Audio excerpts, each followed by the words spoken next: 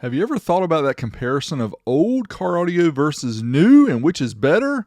Well, I have, and today I thought it would be a great idea to cover several topics when we talk about old versus new car audio, including features, design, value, and reliability. Let's get down to it. Let's jump right in talking about features compared first. Those who know really know new car audio definitely has more features, especially for the money, than older car audio. In a lot of cases, older car audio doesn't have crossovers and things of that nature, whereas the new car audio will have advanced crossovers with times 10 switches, will have low pass, high pass, and more frequency adjustments, and 2 4-channel input switches. Older car amplifiers in some cases don't have any crossover controls. You're lucky if you have a 2 or 4-way switch, and in some cases they come with bass remotes. In this case, this Down for Sound 5-channel amp comes with this advanced bass remote that shows you temperature, it shows you voltage, all kind of good stuff, and it lets you control it right from the seat of your car very simply. That remote bass level, very nice. Most old school amplifiers did not have this ability. If they did, they didn't have the advanced features of some of the new amps. Also, advanced models from companies like Kicker with built-in diagnostics, including this LX Series 5-channel that I showed off recently. Check link in the video description to see that full video. We talk about how this amplifier works. It includes this remote diagnostic here that allows you to set up all of your settings on the amp, your crossover, your gain, all that function, etc. Very nice. Even some of the cheap amps like this Blaupunk would allow you to use it with Bluetooth as a cell phone.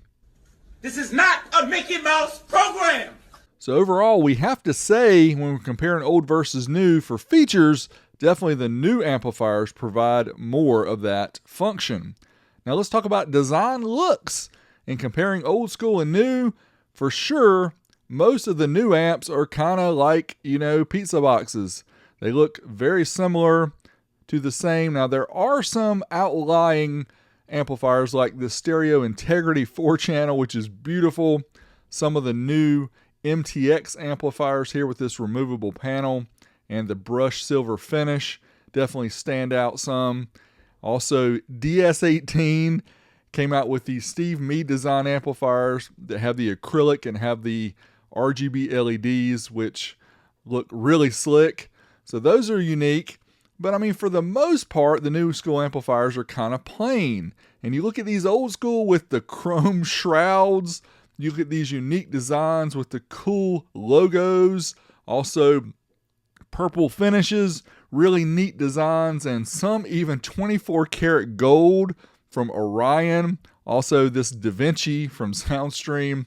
And then of course we have the beautiful meters from the Macintosh amplifiers from the 90s.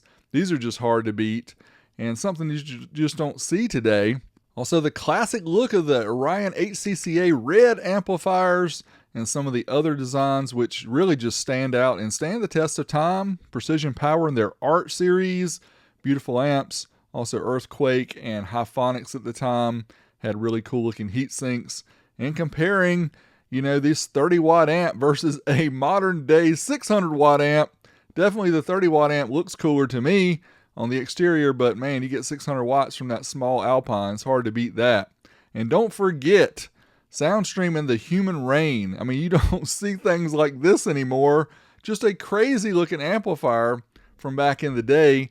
And even some of the other well-known brands like JBL with this A6000 Crown amplifier. Amazing.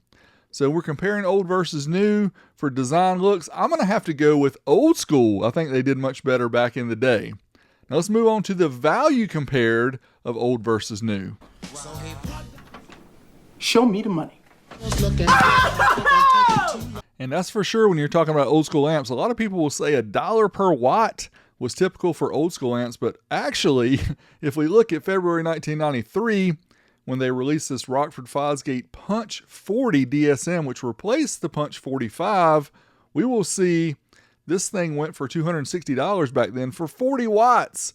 And my friends, if we do the calculations, that's $6.50 a watt. Forget $1 a watt. But when we actually compare the true output of this amp based on the birth certificate that's included, It's a little over 200 watts total.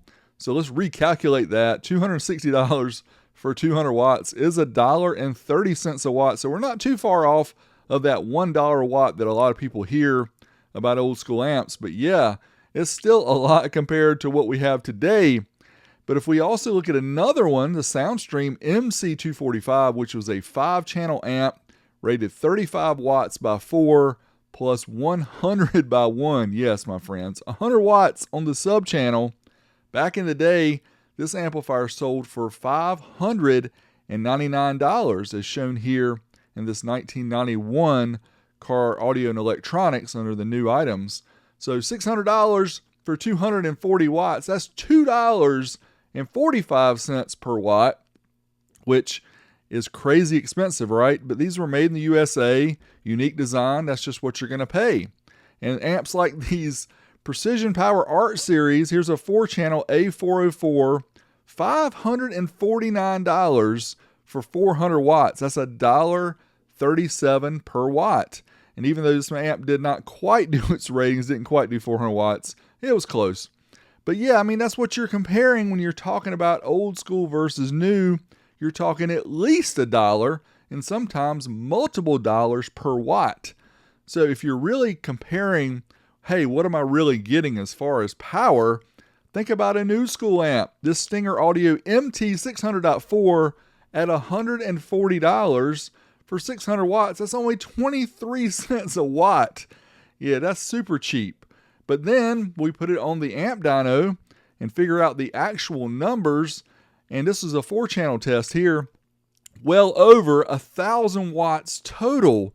So if we recalculate that, $140 for 1,000 watts is only 14 cents a watt. And if your goal is price versus performance, it's hard to compete with that. Let's look at this Down for Sound JP34AB. This is in Class AB 4-channel, which kind of simulates some of the old school amplifiers that were 4 channels. $250 is what this one sells for at the time of this video. And this one's rated 200 by 4 at 2 ohms. So that's 800 watts. And if we take the $250 it costs, that's 31 cents a watt. And we did the test here on the amp dyno and confirmed it's well over even 200 watts per channel. So you're getting a little bit better price than that. Again, this typical Class AB look. Now, if you want something bigger to compare, we've already talked about the JBL Crown A6000. This amp cost $6,000 back in the day. You can see this thing weighs 88 pounds. It is a beast. And this amp with the $6,000 for 6,000 watts, that's $1 a watt. So there is your old school $1 a watt that you're promised. But don't forget, this one actually does over 8,000 watts. So when we redo the calculations here, for $6,000 for 8,000 watts is 75 cents a watt. So we're doing better than $1. That's what I'm talking about. But we have to look at some of the other high power amps, like the new one here from Incriminator Audio, the IX 8.1 Reserve. This is a beast of an amplifier. $1,950 for 8,000 watts. That is 24 cents a watt. And difficult to compete with this. This one has a stack boards. It is a really cool design, stays cool, will do 8,000 watts all day long. Again, $1,950 for 8,000 watts for an old school person. They're like, whoa, this is super cheap. But the actual number is about 9,900 watts. That's about 20 cents a watt. So we're getting really cheap.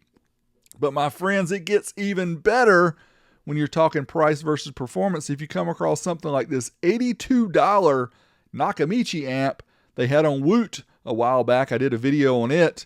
And yes, $82 for 3,000 watts works out to be 3 cents. That's right, 3 cents a watt, which is insane. Now, this amplifier really did a little over 2,000 watts.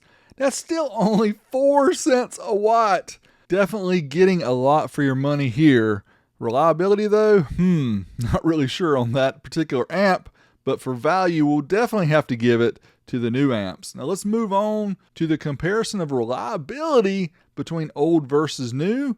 The main way I think about this is just the way things are these days as far as throwaway society that we live in. You think about we don't really get stuff fixed anymore. You don't get your TV fixed. You don't get your microwave fixed. Just buy a new one. Same thing with these amplifiers, especially these small little ones that you can get off of Amazon. I mean, like this Banda 800.4. You can see all this surface mount chips here. There's not a lot you can do to repair this. I mean, you really could, but you're going to spend as much as buying a new one. So what's the purpose of getting something like this fixed when you can just literally go out and, buy one to replace it? I mean, these little tiny amps like this Soundfy 400.4, it did crazy numbers, was crazy impressive, but $65. If you have a problem, why are you going to try to get it fixed? $79 for the Sound Digital 400.4, about $100 for the Banda. I mean, you're not going to get those fixed. But when you have something like this Macintosh MC4000M, which sells on eBay for close to $8,000, yeah, I think if you have a nice one of these, you're probably going to spend the money to get it repaired if it needs to be, to have the components replaced, such as for this example, there was over 100 capacitors that were changed out in this particular amplifier that I showed off in the previous video. But there may be some components that are not available anymore, so you have to be careful about that as well. I think probably my best example of old school reliability is this Fosgate amplifier from the 70s, which was literally 50 years old when I did the test. I actually put this on the amp dyno. This thing did right at its rated power. It is insane to me that a car audio amplifier made 50 years ago even still works, and in this case, still did the dyno test and did not blow up. Absolutely incredible. So based on that, I'm going to give the win for reliability to old school. So what does that mean overall? Well, it's a tie, and it really depends on your situation. If you're somebody who has an old vehicle and wants to show off old school car audio, then maybe that's what you want. But you have to remember there's going to be work involved. That's right. Possibly getting repairs, possibly spending money on a technician that you wouldn't have to do with new equipment. There are additional costs that you'll have to be concerned with. So you have to put that into the full equation of what you're trying to do. Now, granted, if you have an old school mini truck, having an old school car audio system just really adds to it. I just showed the one from Jason Williams, but here's this other one from Frankie Cordova that redid this Precision Power Isuzu mini truck. He actually has new school subs, but the amplifiers are old school PPI art. And I mean, this is just a time capsule and super cool, something that you just don't see. So it makes it stand out, makes it very unique. Now, if you want to see a full video on that truck, let me know. Maybe we can do that. Now, if you really are serious about busting out your windshield, about shaking your internals, completely destroying your vehicle, then it's hard to beat the new school equipment because you get so much for your money. You get so much power for these huge subwoofers that literally will shake any vehicle into pieces. Then it's just really tough to beat the new school equipment.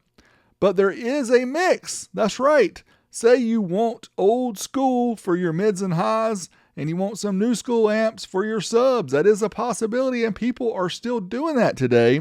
Just make sure you have your old school amps recapped and looked at by a technician to make sure they're good to go. And they can be used in a daily system as long as you keep them tuned up. All right, guys, that's it. I hope you guys enjoyed the video. Make sure you smash me a thumbs up. Subscribe to my channel if you haven't already. Until next time, have more good stuff coming. This is Big D. I'm out of here.